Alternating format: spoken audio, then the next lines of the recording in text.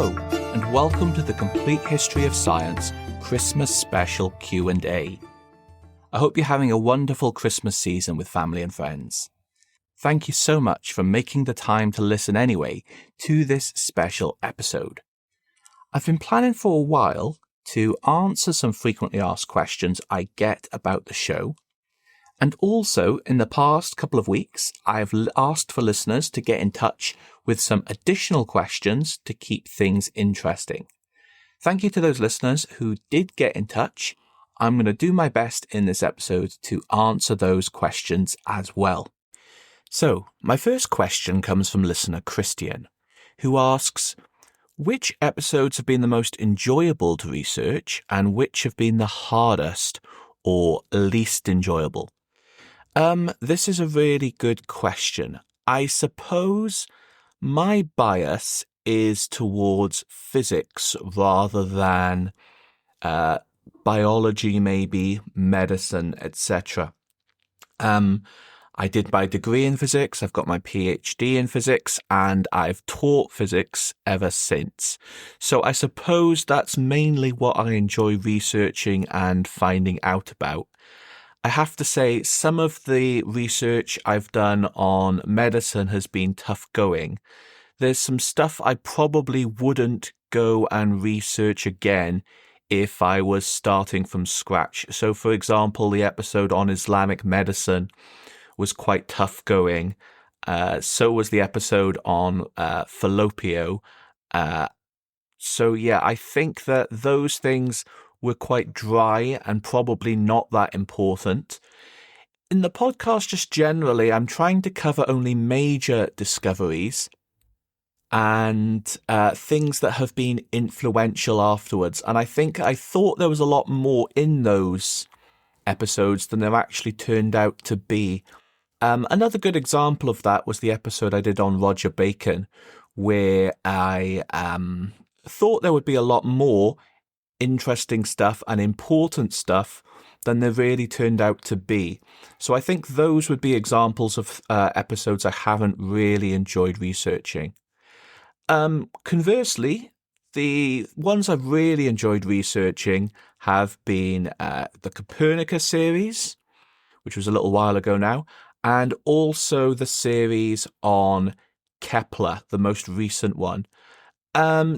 The reasons for that are various. They're both very different figures, but I think they're both really, really interesting figures because of their discoveries and ideas, but also because of their personalities and the sort of people they were and the drama in their lives. I've really enjoyed researching Kepler, really. He is a man of conviction. He's a man of optimism. He had an incredibly trying, difficult life. And he was ultimately a genius, but he was a genius with relatively little ego. I think he's been a really, really interesting figure, and I've massively enjoyed researching this most recent series. Similar with Copernicus, he's a really interesting character. He was a man of absolute conviction, I think, absolutely convinced by heliocentrism, but racked with fear and anxiety about what he discovered. And I think that fear and anxiety came from his worry about how his peers would judge what he had found. And probably, I would imagine he found it very, very difficult to believe that he could convince people of what he'd found. So yeah, those have been really, really interesting series for me to investigate. Okay, so a related question. Which scientist or thinker are you most looking forward to covering in the future? So this is very difficult to say. I think often I don't really know how much I'm going to enjoy something or how much I'm going to enjoy researching something until I really get into it. Like I say, I'm probably biased towards physics, and it is the science that I enjoy reading about the most. But I guess the reason this is a complete history of science and not a history of physics is because I do find all of science interesting. And there's a lot of people I've found interesting in the past. I'm thinking of people like Lavoisier, who had an interesting life and whose discoveries were obviously so important. I think that he lived at the time of, the French Revolution, and that's fantastic background for the episode. So I'm looking forward to getting to that. Also, someone like Darwin, I think will be absolutely fascinating to research. I mean, again, an incredibly interesting life, his trip or his journey around the Galapagos. And I've also had a long interest in evolution as a science. And so I'm really looking forward to researching that. Although I think both of those things are a long, long time in the future. Okay, I think this is another question from listener Christian. This is a follow-up. Looking back, do you think Aristotle and Aristotelianism were on balance a net positive or a net negative for the development of science? Well, I think I've got a few thoughts on this. I think questions like this are difficult to answer. As much as possible, particularly as the podcast has gone on and evolved, I've tried to stick to the history and the facts. And I think there's a lot of value from sticking to the history and the facts about exactly what happened. Now, that's opposed to me putting my own value judgments on history. That's not to say I don't do that or that I'm completely against that. But generally, I've tried not to put judgments on whether things are good or bad. And I think that's important. I want to give a descriptive kind of overview of the history of science rather than a prescriptive one. It's difficult to say what should have happened or what shouldn't have happened. What I will say on this specific question is that Aristotle was such an important figure. Everything that happens in the period we're currently in, the scientific revolution, the period we're currently researching, all of it is set against or in reaction to Aristotle's theories. And I'm not sure what the possible counterfactual is here. I mean, if we kind of say that Aristotle doesn't exist, the counterfactual is so broad, the possibilities are so endless, I don't know what goes in its place. He's just this huge pillar on which all of the scientific revolution kind of rested. And if you knock him down, I don't really know what goes in his place. So he's a hugely important, influential figure. And I don't think it's right to come to a judgment about whether that was a positive or negative thing. I hope that's not too much of a cop-out as an answer. Okay, so the next question comes from listener Heuriska. I hope that I'm getting that name right. I've done the best to research how that name is pronounced. Heuriska asks, if I had a time machine and could meet anyone on the podcast, who would I choose and what would I say to them? Okay, I think if I was to choose someone, it would have to be someone we know very little about, but is still clearly an important figure. I think the person I would choose would be Hipparchus. So as I kind of stressed in that early episode, Hipparchus is a giant of astronomical thinking in the Greek world. He's such an important figure. But not only do we have no biography for Hipparchus, we also know almost nothing about what he actually wrote down. Almost everything we have of Hipparchus comes through Ptolemy. So I don't know specifically what I would ask him, but specifically I would want to know. But I'd really just like to investigate how someone like that thought about the universe and what he actually believed. Like I say, he's such an important figure in the history of astronomy and the history of science in general. I think it'd be so interesting to find out how he actually saw things and how he actually saw the universe. If we're having fun, I'd like to discuss heliocentrism with him and see what he made of it. I suspect he might be more familiar with it than we think. I mean, his dates are a couple of 100 years after Aristarchus, sort of the same time as Archimedes. And both of those figures knew about heliocentrism, so I guess Hipparchus probably would as well. I'd like to see what he makes of heliocentrism. Okay, follow-up question from Heuriska. What scientific goals do you think humanity should be investing more time, effort, and resources into? Okay, so I think I'm really underqualified to answer this question. Generally, though, I think, and hopefully this is clear from the podcast, that it's really important that we fund things whether or not we think they're going to be useful. I don't think that we're put on Earth just to keep increasing economic output and just to keep making things that make our lives easier. I think it's really important that we fund things and we do scientific research to find out how the universe works, to ask the big questions, to really find our place in the universe. And I think that as the podcast kind of grows, we're going to see that science has been so important in changing the way that we see the universe and changing our understanding of our place in it. So that's what I'll say. I'll say that I think that money should be put into all scientific efforts, whether or not they will be, or we think they will be useful. Okay, so next question from listener Michael. Do you plan to dedicate episodes to scientific traditions in, for example, India and China? Well, this is a difficult question. The podcast so far has mainly followed the same intellectual tradition. So it came from the Babylonians, it went through the Greeks, it went to the Muslim world, and then back to Europe. And I think there's a pretty clear through line or pretty clear line of thought here that stretches through the episodes and stretches through all of those different areas and those different, peoples and languages, but they're the same ideas, and those ideas are getting passed on. Now, I'm not here to say there was no influence from China and India. Researching, doing the research for this podcast, there's a lot of insinuation that things like, for example, Indian astronomy was very influential on Islamic astronomy.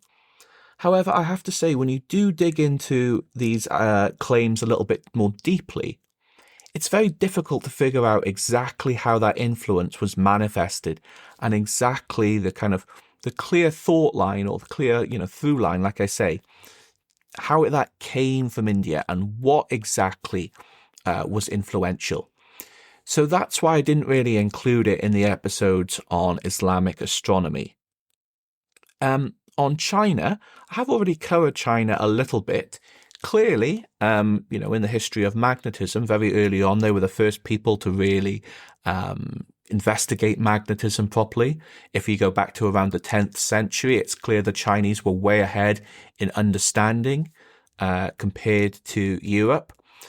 But it's also in Europe that the science of magnetism, the science of electromagnetism, was fully developed. So I guess that brings me back to my personal view, which I don't think is controversial, which is that science is a European invention. It's an invention that took place during the scientific revolution, and the ideas from it were primarily derived from ancient Greece and the Middle East. I think that this is the traditional view, but no one's really ever convincingly shown otherwise. So I'm thinking recently of James Poskett's book, Horizons, which was purporting to be a global history of science. I read that fairly recently, probably a year or two ago, and I have to say I really hated it. It's a sort of trendy revisionism, which tries to argue that science has a much more global origin than we assumed. But to me, it completely failed to make the case. It was poorly sourced. It was poorly argued. The arguments were... he made several arguments which he conflated and seemed to confuse. It was like a bad undergraduate essay. I think that if you want to make extraordinary claims about the history of science and you want to bring in these other traditions, then it's very important that we have extraordinary evidence. I promise I'm open-minded about these things. I think there's a lot of potential for new histories of the influence of scientific traditions in China and India to be written and for people to show their influence on Europe. But so far, I don't think it's there. Certainly in English, there aren't the written resources there that really show those influences. And that's why I haven't covered them in the podcast. I hope that, in the future people do write those books, and I'm more than happy to read them when they do. Okay, now I've got 3 more questions. These don't come from specific listeners, but they are by far the most frequently asked questions I get about the podcast. So I'm going to put them in order, and I'm going to go from the least to the most frequently asked. So first one, what sources do I rely on when researching episodes? So this is a broad question.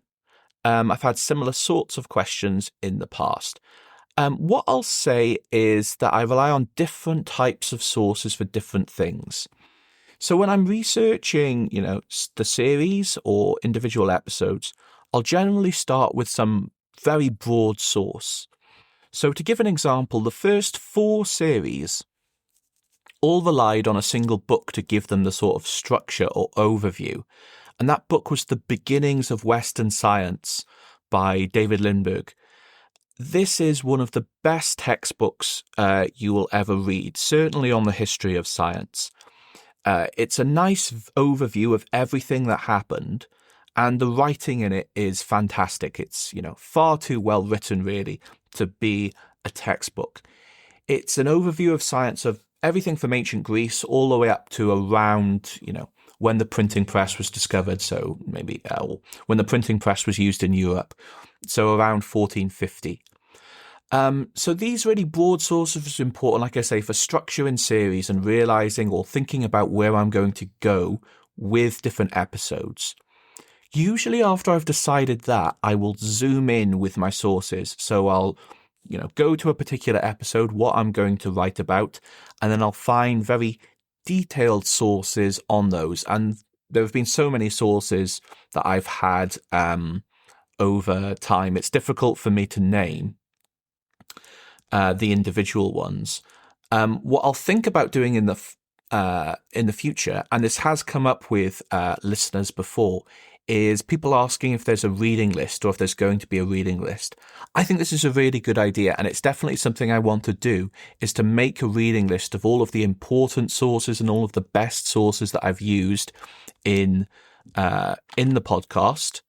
If I have that thing, I think it's just a really valuable thing just in general to put out there. And I think people can then go and, find out for themselves and look for themselves into the history of science, which is really what I'd encourage and really what I'd love people to do and to take from the podcast, is to go out and find and read more about this stuff for themselves. So it's something I will do in the future. And certainly I've got not thousands, but maybe hundreds of secondary sources that I can recommend.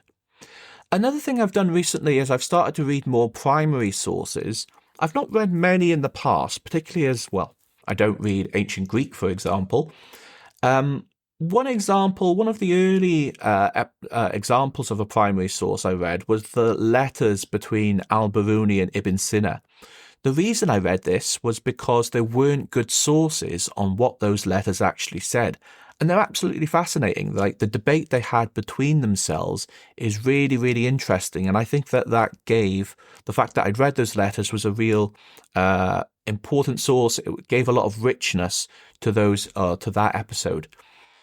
Similarly, for the episode I've got upcoming on Kepler, the beginning of that episode will be about the reaction to a starry messenger and Kepler's conversations with the starry messenger. I read that. I read a translation from the Latin, and I also read his follow-up, which is a narration about Jupiter's satellites, which is about Kepler's own observations of Jupiter's satellites. The reason, again, I read those sources is because the things that are written about them are not particularly clear. I mean, they're relatively short sources, so they were easy to read for the podcast, and because they're really fascinating. And I think that they will add, again, a lot of richness to that episode. So yeah, I think as time goes on, I'm reading more primary sources where it's, appropriate and where I think it will enhance episodes. Right, here's another question, one I get asked very commonly, is how far do I see the series going? And do I know where it might end? So this is a very difficult question to answer. I think if you listened very early on and you heard the preview episode that I released when the podcast was new, I started with a discussion of Sputnik, which was the first satellite in space. And I've always sort of thought that would be a terrific place to end. So that happened in the 50s, in the 1950s. And I think that, the first satellite, when we get to a point where we can launch things into space ourselves, I think that's a terrific point to, kind of reflect on what we've achieved and how far we've come sort of in our knowledge and how far we've come as a species. I think that would be a fantastic place to end. Or another good place might be something like the Voyager missions, where we launched the first man-made objects to leave the solar system. I think that would be another fantastic place to end the series. I can't promise anything. Those things are so far into the future in terms of the podcast. I would love to get there, but I also have lots of interests and other things that drag me away from the podcast. I have a full-time job, for instance. I'm very grateful for the contributions that people make to the podcast, but those contributions largely cover the running costs rather than make it my full-time job. And so I can't make promises about going that far into the future. The other thing to say is that as the podcast has gone on in time, things have just gotten so much more complex, and that's already started to happen in the period we're in now, in the beginnings of the scientific revolution. In the early period, things didn't tend to overlap. There were hundreds of years between episodes, or thousands of years between episodes sometimes. So things didn't tend to overlap, and it was very easy to just research that particular episode. Now we've got things overlapping, and it's more difficult to say, what the episode should even be. So, for example, recently I've got the Kepler episodes, but then that overlaps with the Galileo episodes, and things have become so much more complex. There's more discoveries, there's more people to discuss. The other thing is that there's just more sources out there, and so there's more things to potentially read, which makes it, I want to get things right, so I feel like I should read more, I feel like I should research more. So as we get into sort of, let's say, the 20th century, it's exponentially more complicated than the 16th and 17th century are. So it's very difficult for me to say how far into the future it's even feasible to bring the podcast. On a brighter and more positive note, I've got a pretty clear idea of where the series is going. Like I've already mentioned, the next series is on Galileo. I have some good ideas for the series after Galileo. There'll probably be something on people like Torricelli, the atomists, and possibly medicine in between.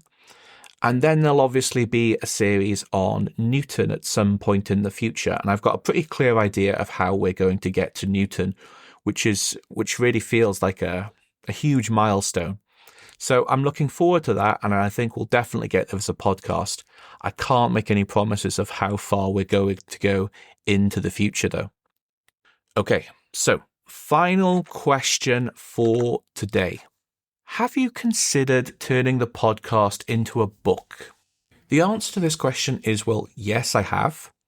One confession of mine is that I've always wanted to be a writer, and this podcast has been an outlet for that. I think that I'm sort of predisposed to wanting to become a writer. My father and grandfather were both writers. They had no background in science at all, but I sometimes feel like I've inherited that gene of wanting to be a writer. And this podcast has been a fantastic sort of outlet for that. And it's hugely helped me improve as a writer. And I think that hopefully that's obvious if you listen to the early episodes and compare them to the most recent ones, that I've gotten much, much better as a writer. And so, yeah, writing a book seems like a natural extension to that. It's also important, I think, or the book is, potentially very valuable, because I think, as some listeners have probably realized, an audio podcast isn't always the best medium for explaining some of the things I've been explaining, or for some of the ideas that we've looked at. So an obvious example would be ancient astronomy, which was essentially a geometric science. It was based on geometry.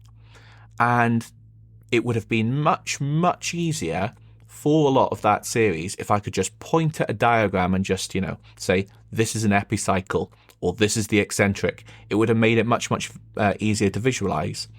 So for something like that, a book would be great. However, having said that, I have explored writing a book, and I don't think it's going to happen anytime soon. So the simple reason for that is whatever avenue I decided to go down with a book, whether it was a publisher or whether it was self-published, it would mean taking a lot of time away from the podcast. If it took a year to write the book, it would mean a year with no podcast episodes. And I think that, whatever I do, even if I was just to adapt episodes that had already been written, it would be a huge time sink. On balance, I don't want to take any time away from the podcast. I'm lucky. If I look at my listener numbers month over month, we're growing constantly. And I don't want to stall that momentum. I want to keep it going. And I think that the majority of people would want me to keep that going. I mean, you can all write to me and tell me otherwise if it's not true. But I think most people would probably decide that they'd prefer the podcast to keep going. That's not to say that the situation won't change in the future. Maybe I will decide that I'm sick of writing the podcast. I need a bit of a break from it. And then it'd be probably a fantastic time for me to sit down and write a book and maybe get into contact with publishers and see.